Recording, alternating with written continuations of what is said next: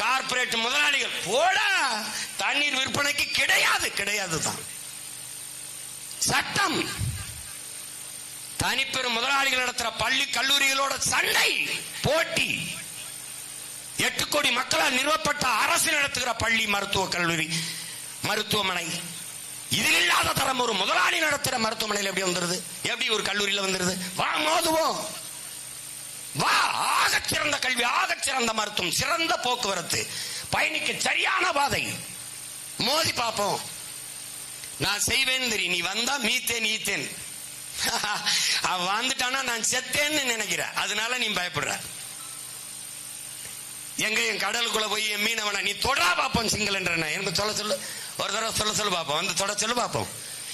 நான் வந்து அந்த அதிகாரத்திலே நான் சொல்றேன், உங்க மகன் உட்கார்ந்த பிறகு இது தமிழ் மீனவர்கள் கைது செய்யப்பட்டார்கள் செய்தி நீ கேட்டு பார்ப்போம்.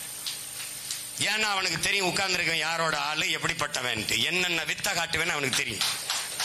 இவங்கள மாதிரியா காசால செத்ததுக்கு இங்க ஏன்னு முதல்ல காசால குண்டு வீசும்போது கண்ணு முடிச்சுட்டான் தப்புன்னு. 66,000 பேரை கொண்டிருக்கான். காசாங்கிற ஒரு நகரம் இருந்த தடம் தெரியாம அழிச்சிருக்கான். அதுவரை உறங்கி கிடந்து விட்டு இப்போது என தேர்தல் 2 மாசத்துல வரப்போகுது, இஸ்லாமியர் ஓட்ட பறிக்கணும்.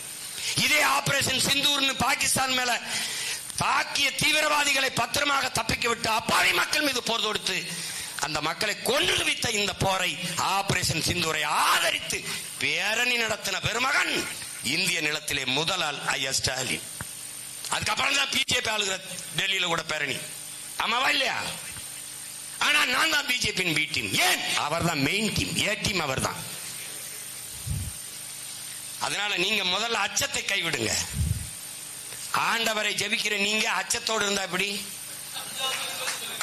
அஞ்சாது இருங்கன்னு சொல்லிருக்காரு இல்லையா? இப்படிப்பட்ட வீர மகனை முன்னாடி நிறுத்திக்கிட்டு நீ அச்சமா இருக்குன்னா எப்படி அச்சம்?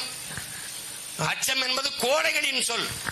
மாவீரன் சுபாஷ் சந்திர போஸ் சொல்றார், எனக்கு தெரிந்த 3 எழுத்து வீரம், எங்கள் பரம்பரைக்கே தெரியாத 3 எழுத்து பயம். எதுக்கு பயம்? பயப்பட வேண்டியது நான் தான் சொல்றேன் பாருங்க, நான் இருக்கிற வரை வராது. நிம்மதியா இருங்க. என்ன நீங்க செய்யணும்? எனக்காக ஜெபிங்க, அவ்வளவுதான் செய்யணும். நன்றி. சரிதானே? அடுத்த படத்தை